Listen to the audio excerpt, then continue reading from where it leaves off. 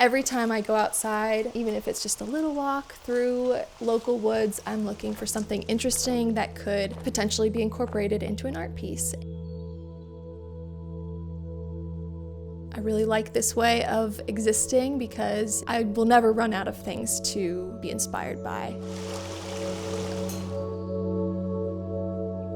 My name is Rosalie HAIZLETT, and I live in Elkins, West Virginia, and I'm a nature illustrator.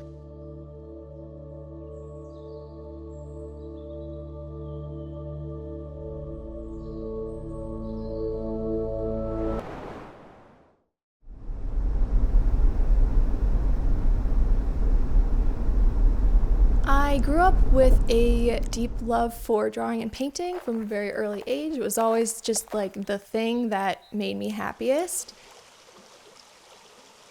Eventually, painting the things that I found outside became most of what I wanted to do.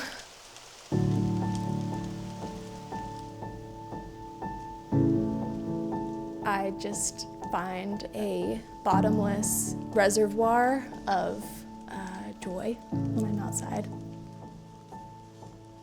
I'm always keeping an eye out for things that I've never seen depicted in art before, especially the kind of quirkier creatures and plants and lichen and mushrooms that I see along my path.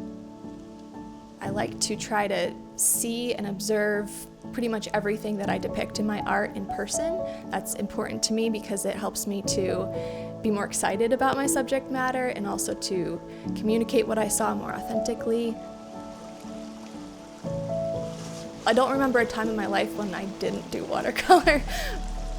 I really like that with a physical medium, you can't tweak endlessly. Even though you can learn to have a lot of control to get fine details, there's still an element of mystery when you put down a little bit of paint. You don't know exactly which direction it'll go or how the paint will dry, the texture that you'll end up with, so I really like that intrigue. I've kind of made it part of my mission to show Appalachia in a positive light.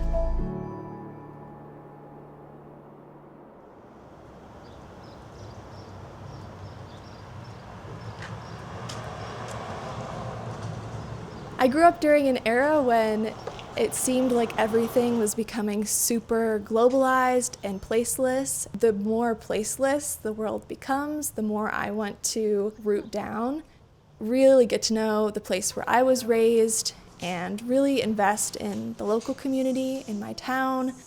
There are just so many things to love about this place. One of my favorite things about going to a new place is seeing artists at work, creating a narrative about their town and beautifying their town. So I started a studio storefront and it's called Meander. The space is where I go to work every day, so I'm actually working on paintings in the shop. It is just a really lovely way to be present in the community. I hope that people feel a sense of delight when they see my work, and that they also feel a sense of curiosity about what they're seeing. I just really like creating art that's accessible to people. I have encountered so many people who have said to me, I didn't think I liked art, but this, like I understand this, like painting of a trout. I love that because I think it's cool to democratize art in that way.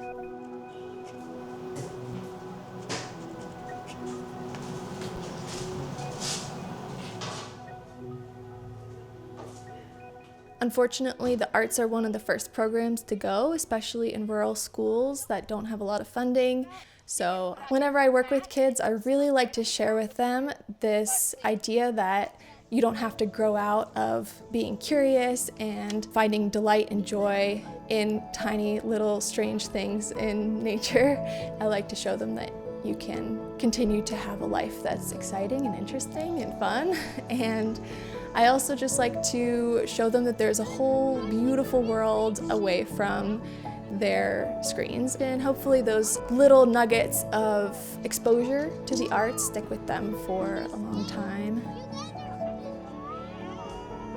I'm about to have my first baby, and One of the things that I hope that he takes away from seeing my work and growing up around a mom that does this type of work is that childlike curiosity isn't just for children, and that you can maintain that sense of awe and wonder no matter how old you are. Also just enjoying the beauty of the world. I love that that's part of my job because it continues to fuel me